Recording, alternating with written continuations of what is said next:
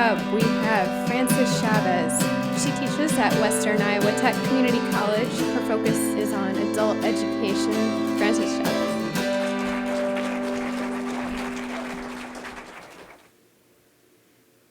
"1980. The war in El Salvador was at its peak. Thousands of families were separated and displaced all throughout the world. Among them was my father, a 16-year-old boy who came to know fear as a way of life. One night, actually the very last night that he ever spent in his country, a mass shooting took over the streets. My father, along with his siblings, hid under the bed, hoping that the bullets wouldn't find them.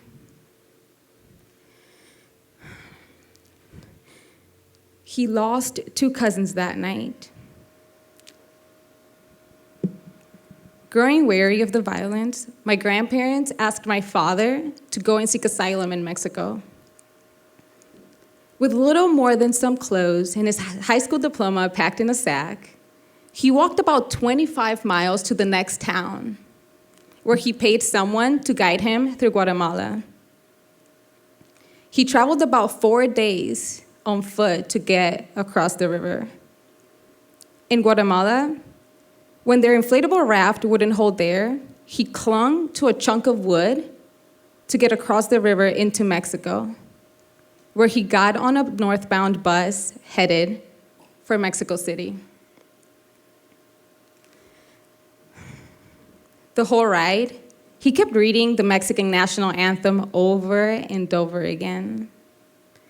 Just in case he was stopped by the military along the way, usually in order to prove your nationality, individuals were asked to sing and recite the national anthem.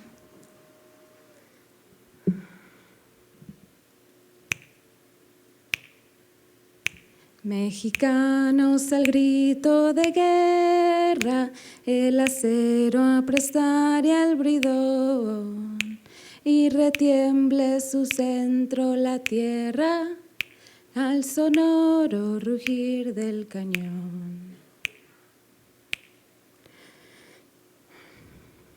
For the most part, he kept his mouth shut, because Mexicans and Central Americans speak somewhat differently. So when a question was asked, he kept his answers short and sweet. Sí, no, muy bien. He arrived in Nayarit, and after finding a place to live, he sent out a letter to my grandparents saying that it was okay for them to go.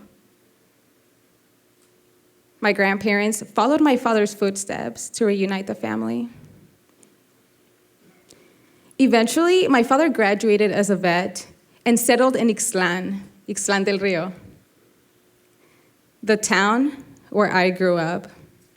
But I use this phrase lightly because my father was a nomad at heart and he loved to take me with him. When I was in 4th grade, he asked me to go to California with him. Not knowing what to expect, I simply went. The years that followed have been unforgettable. Me, along with my siblings, have grown accustomed to miss Christmas, each other's birthdays, graduations, and even deaths. But you see, I don't say this from a place of sorrow, because growing up with a nomad father, you quickly learn to adapt. You learn to be the new one, and you accept that.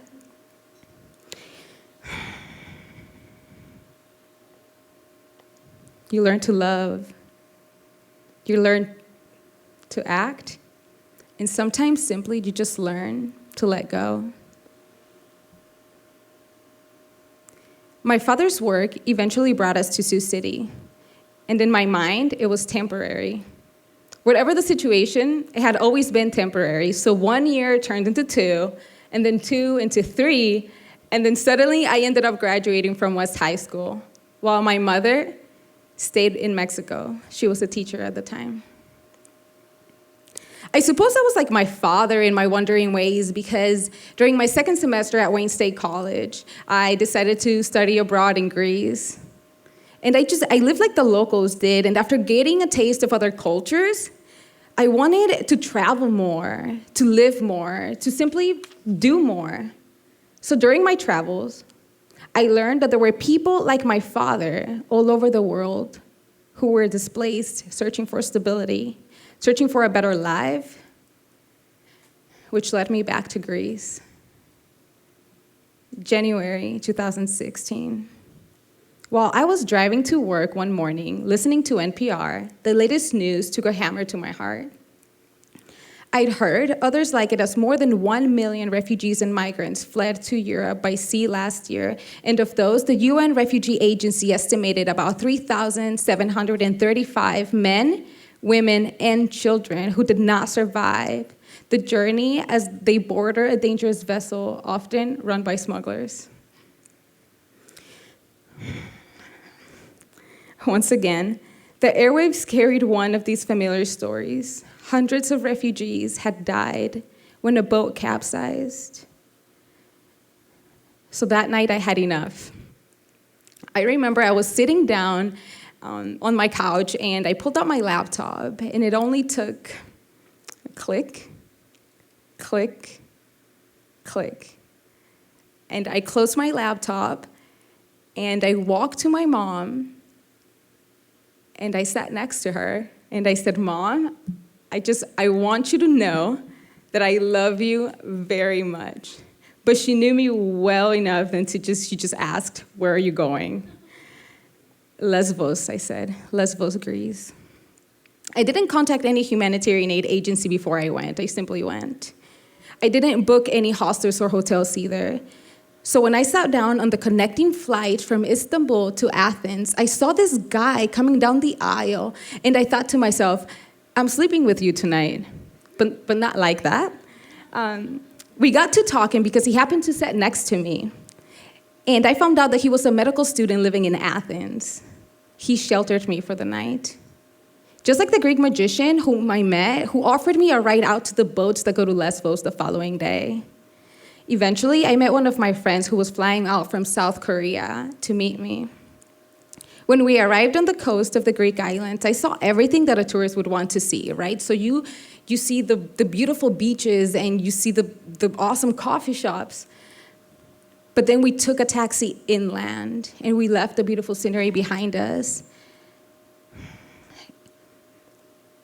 And that beautiful scenery was replaced by heaps of dirty clothes and tall, big fences. At the camp, when we arrived, I saw this woman, and this woman was wearing a UN jacket, and she was carrying a crying baby.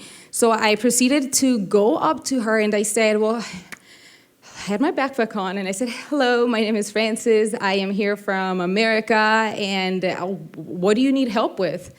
And the lady looked at me. The baby was crying. She was looking at the buses arriving with more refugees, looked back at the camp, looked back at me again.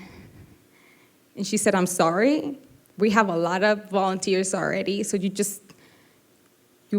better just find somewhere else to volunteer." And guys, I remember standing there with my backpack, my friend next to me, and I thought to myself, lady, I did not just book a ticket, had all these people help me, took unpaid leave from work to be turned away at the gates. So as I was standing there, we just walked straight into the camp. As my friend and I sat down at the top of the hill overlooking at the tents in the camp, at least 30 bodies had been found at shore on previous days. I didn't know what to do. But then I realized that I was asking the wrong question, because in a moment of crisis, you don't ask, "How can I help?" You simply act, right? You simply do. So I walked up to somebody. It was this guy from Minnesota, and I just asked him, "Hey, where could we leave our bags?" And he pointed me out to this big black tent, and he said, "Everybody is leaving their stuff in that tent." So we proceeded to go and left the bags in the tent, and we got to work. As the day wore on, I tried not to think about how tired I was or how hungry. or any of these other things, because all I wanted to do at the time was help these men and women who were seeking asylum, just like my father sought asylum all those years ago for his family. So after some hours, they hand us these small radio things, and it was a way for us to communicate with one another for the volunteers. And over the CB radio, I heard that there was a woman in white coming in with a child, and we had about 10 minutes to change him because he needed to be carried over to Doctors Without Borders in dry clothes or he will die. He had severe hypothermia. The woman came in speaking to me in Arabic, pointing at the things that she needed. And then I looked at her, she kept giving me all these sizes that she needed for her baby. I walked back to the tent, and I remember me just like walking in and looking at these big masses of dry clothes, and I needed to get the dry clothes for the baby, and we had a constricted time frame, so all I did at the time, I rested my head because I felt dizzy. And I rested my head for what it felt like many, many minutes, but in reality, there was about 5 seconds. But soon enough, you just stop and you snap out of it, and then you just act. And then you just act, and then you simply act. Time went by, and the boy was carried out, and he was gone. I don't know what happened to him. For 13 hours, we welcomed drenched masses of people, offering them dry clothes. Buses arrived at the camp every hour with more refugees, children with hypothermia, broken legs, mothers crying, and many others bearing the pain of family members who lost their lives in attempts to reach the Greek islands. I could smell pain and suffering and scarcity while watching love and compassion in action unfolding before my eyes. Two dichotomies in perfect rhythm. Thank you.